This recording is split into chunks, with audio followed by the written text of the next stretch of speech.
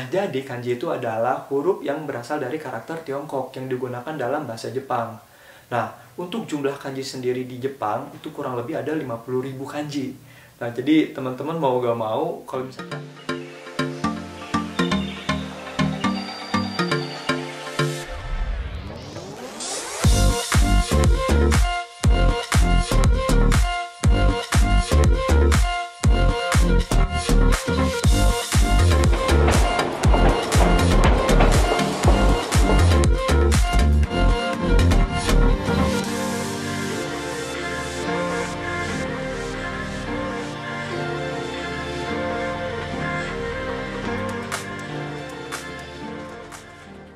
halo guys, bagaimana kabarnya? Mudah-mudahan teman-teman dimanapun berada sehat selalu ya.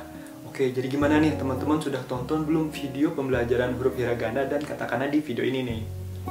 Gimana, udah pada hafal belum huruf hiragana dan katakananya? Misalkan teman-teman belum hafal, teman-teman bisa mengulang videonya kembali. Dan teman-teman juga bisa mempelajari huruf hiragana dan katakana yang lebih lengkap di buku Minnan Nihongo 1. Ini ada di halaman 2 guys.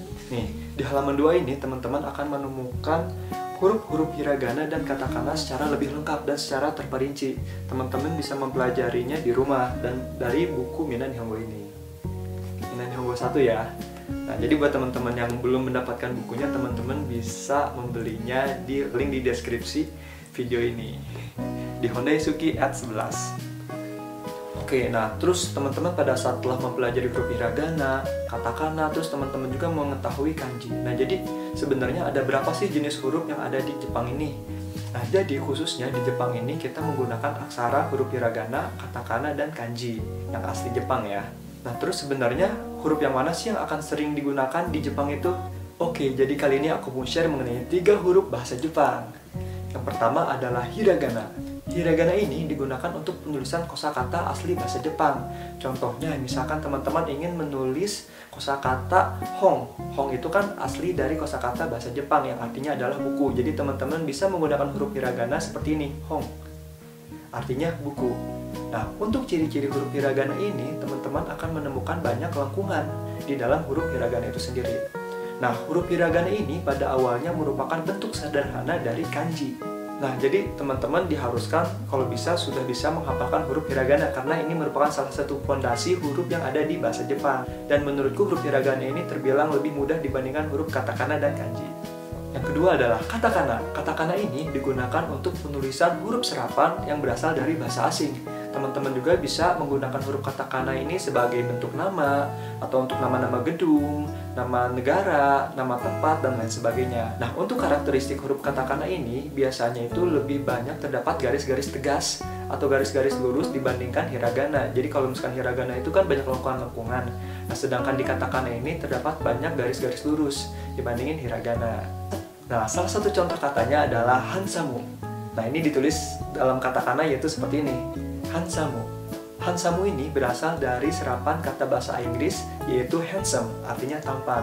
Nah, jadi pada saat teman-teman di Jepang, teman-teman juga akan menemukan beberapa kata serapan dari bahasa asing, seperti bahasa Inggris yang dijepangkan, atau teman-teman bisa mengenalnya dengan istilah Japanese, yaitu Japan English.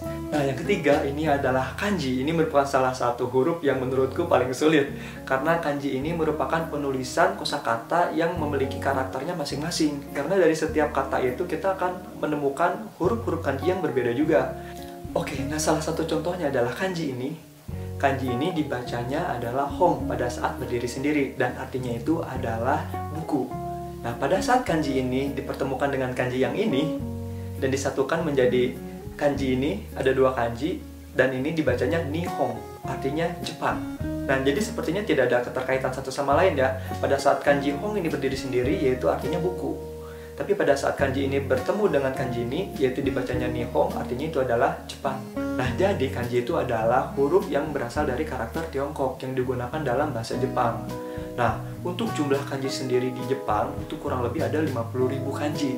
Nah, jadi teman-teman mau gak mau, kalau misalkan ingin menguasai bahasa Jepang beserta huruf-hurufnya atau aksara-aksaranya, teman-teman bisa belajar atau menghafalkan semua huruf kanji, yaitu kurang lebih ada 50.000. Tapi teman-teman jangan khawatir, bahkan orang Jepang sendiri itu tidak mengetahui semua kanji yang ada di Jepang itu sendiri. Kadang mereka pun masih melihat kamus atau masih melihat terjemahan untuk mengetahui apa sih arti kanji ini, bagaimana sih dibacanya.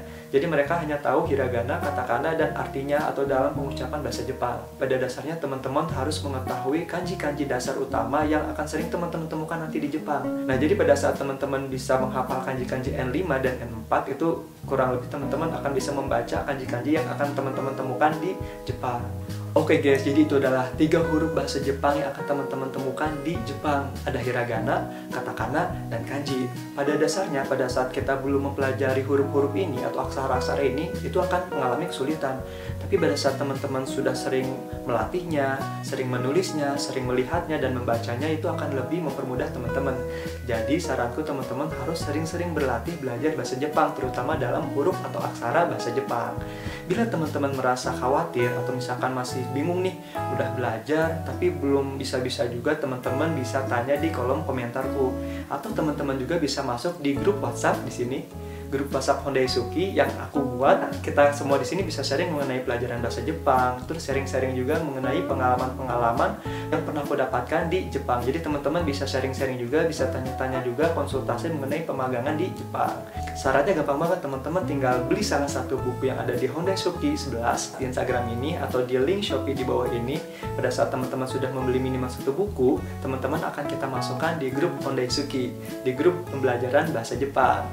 Oke teman-teman, mungkin untuk video kali ini disebutkan sekian. Untuk next video selanjutnya aku akan membahas materi-materi yang ada di buku Minna no Nihongo 1. Setelah kemarin kita mempelajari huruf hiragana dan katakana, aku akan melanjutkannya dengan materi yang ada di buku bab Minna Nihongo 1 ini. Dan teman-teman setelah mempelajari dari video itu, teman-teman bisa sharing juga di grup video pembelajaran bahasa Jepang yang aku buat bersama Honda Suki. Oke, mungkin untuk video kali ini dicukupkan sekian. See you on my next video guys. Let's invest, let's travel, bye.